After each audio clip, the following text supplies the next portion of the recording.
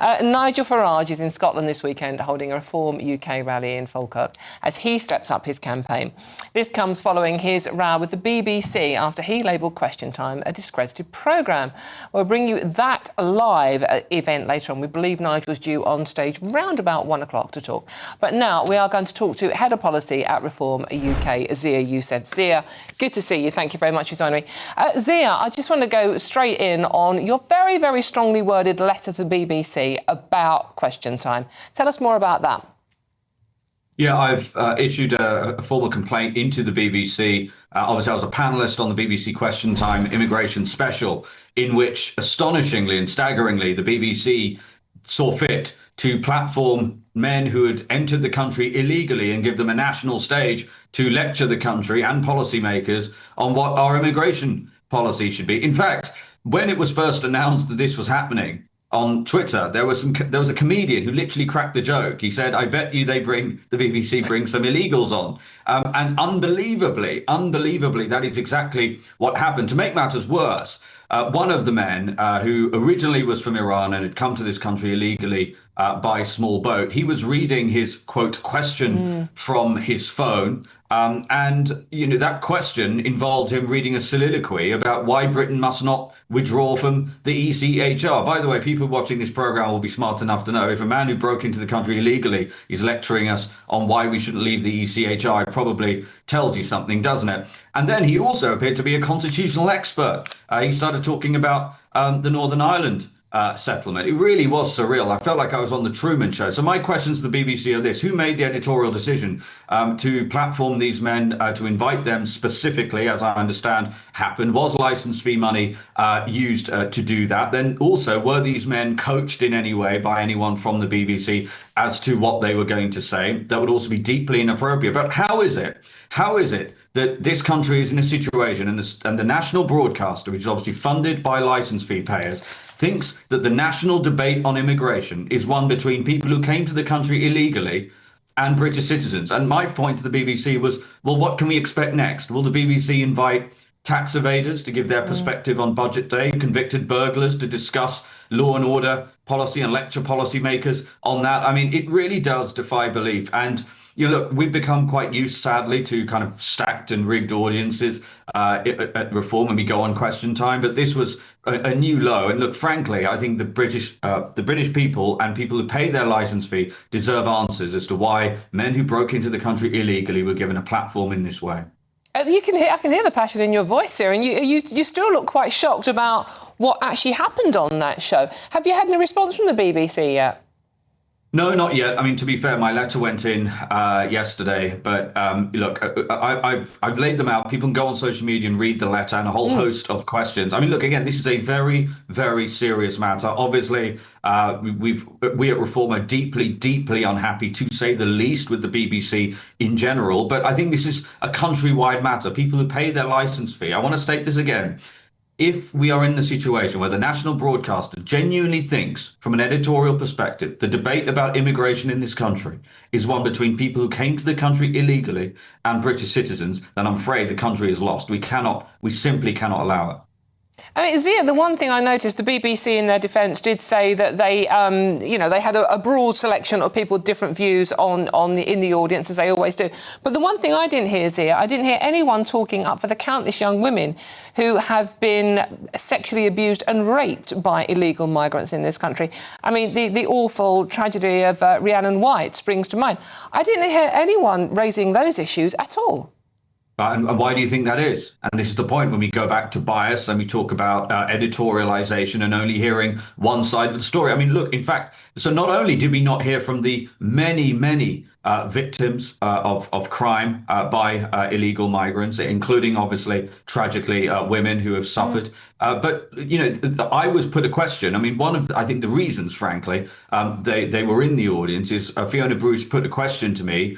So, well, you know, these are real people too, which of course we understand. And she said, you know, would you deport them? And so there was a real sense of, frankly, emotional manipulation, I think, that was going on there. Obviously, my answer was crystal clear. We will deport. If you enter this country illegally, then you will be deported. But I think you're absolutely right. And that is why I made this complaint to the BBC. I'd urge anyone who feels strongly about this matter to do the same. It is license fee money that is being used to fund this. And again, I feel like I genuinely felt I was living in the Twilight Zone or the Truman Show or something. It was an extraordinary, it was one of the most surreal experiences of my entire life. In a pretty surreal time for politics in general. And I did notice as well, Zia, that while you have been fact-checked, often wrongly when you appear on programmes, in particular the BBC, Mike Tapp, the Labour minister you were on with, he wasn't fact-checked and he came out with facts that weren't accurate and that wasn't challenged.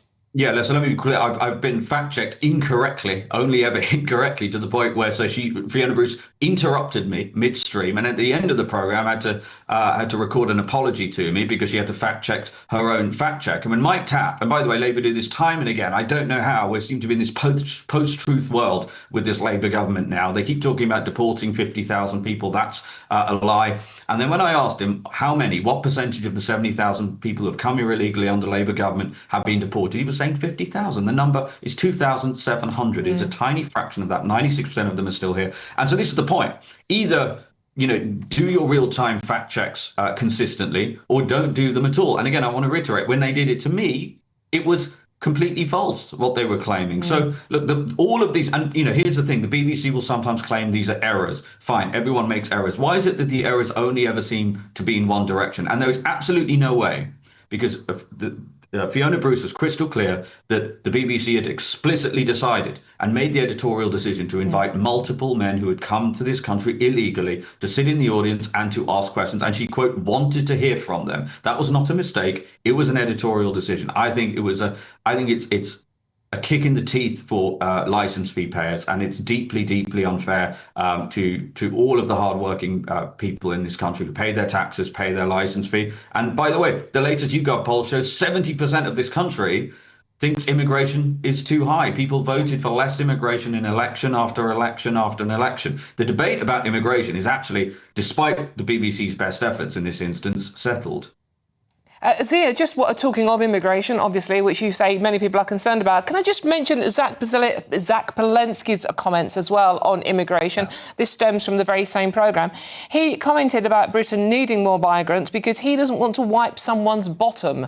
What do you make of that comment? It's one of the most disgraceful things any politician has said. I mean, just think about what that sentence means, right? I cannot think of a more degrading thing for a politician, let alone a political leader, to say, especially one. And here's when, it's a real mask off moment, right? This is what he really thinks. I know many people who work in care homes. My own mother has worked in care homes for years. And I assure you, Zach Palensky, she does much more than just wipe people's bums. I think it's I think it's actually a really sinister look inside the mind of a man who, let's not forget, prior to coming to politics, spent his time trying to grow the size of women's cup sizes by hypnotizing them. I mean, this is a deeply disturbed man. And the fact that, his party in some polls is polling at 20% is again, a real warning sign for the country. Yeah.